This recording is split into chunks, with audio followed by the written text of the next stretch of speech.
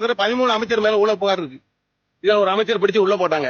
அவருக்கு 6 மாசம் வரைக்கும் ஜெயிலர் கிட்டே அமைச்சர் பதவி. எந்த நாட்டுல இருக்கும்? எந்த நாட்டுல இருக்கும்? குற்றம் சுமத்தப்பட்டு தண்டனை கொடுத்திருக்காங்க. குற்றவாளி நிரூபிக்கப்பட்ட ஒருவரு அங்க போய் ஜெயில இருக்காரு, குழந்தை ஜெயில. ஆனா அமைச்சர் பதவி காலி ஆகாது. அமைச்சர் அப்படியே இருக்கும். எப்படியோ ஒரு பிரச்சனை காட்டி கடைசியில் அமைச்சர் பதவி போச்சுங்களா? இப்ப பொன்முடியை பாருங்க, கோர்ட்ல தீர்ப்பு சொல்லியாச்சு. கோர்ட்ல தீர்ப்பு சொல்லி எம்எல்ஏ பதவியை ரத்து பண்ணியாச்சு. இப்போ சுப்ரீம் கோர்ட்டுக்கு போய் அதை எப்படியாவது நீங்க பண்ண தவறுகளை வலுக்கட்டாயம் பண்ணி என்ன பண்ணாங்க தெரியுமா? இவருக்கு அமைச்சர் பதவி கொடுத்துருங்க, அமைச்சர் பதவி கொடுத்துருங்க. என்னையா இது நாடு? அப்ப நாங்க குற்றம் பண்ணி ஒரு எங்களை மாதிரி பொதுமக்கள் குற்றம் பண்ணி ஜெயில போட்டா வெளியே விடுவீங்களா? வெளியே விடுவீங்களா? அப்ப இந்த என்ன சட்டம் இருக்குது?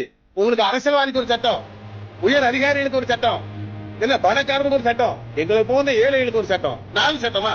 ஒரே சட்டம் தானே சொல்றீங்க. சுதந்திரம் வாங்கணும் எதுக்கு? அந்த மாதிரி கொள்ளையடிக்கவா? இல்ல ஓட்டுக்கு 1000 ரூபாய் பணம் வாங்கவா சுதந்திரம் வாங்கணும்? மந்திரி பாருங்க, 20,000 கோடி, 30,000 கோடி, 40,000 கோடி.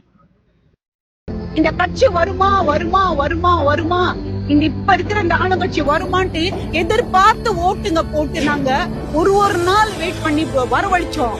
வந்து உட்கார்ந்த உடனே எங்களுக்கு ரொம்ப நல்ல பரிசு கொடுத்தீங்க. ரொம்ப நன்றி ஐயா. நாங்க அரசியல் கத்துப்போம். உங்களால ஊழல் இல்லாம ஆட்சி செய்ய முடியுமா? எங்களால அரசியல் கத்துக்க முடியும். கொள்ளையடிக்காம நீங்க ஆட்சி செய்ய முடியுமா? நீங்களா சின்ன பசங்க, இப்பதான் வந்திருக்கீங்க. நீங்க எல்லாம் ஃபேன்ஸ் தான். இது ஓட்டா மாறாது. எப்படி ஓட்டா மாறாதுன்னு அவங்க சொல்லுவாங்க. இப்ப ஃபர்ஸ்ட் ஓட்டு நான் போட போறேன், தளபதிக்கு தான் போடுவேன். இந்த மாதிரி நிறைய பேர் இருக்காங்க. எங்க ஊர்லயே நிறைய பேர் இருக்காங்க.